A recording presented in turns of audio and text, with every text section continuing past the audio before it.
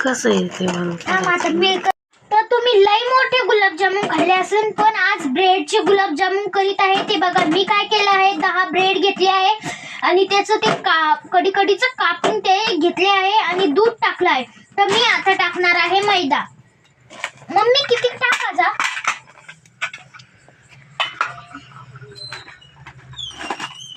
तर मी मोजून मैदा घेणार आहे.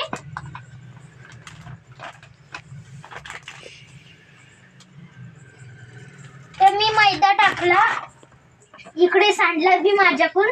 तर आता मी याला मिक्स करून घेणार आहे एकदम मस्त पैकी.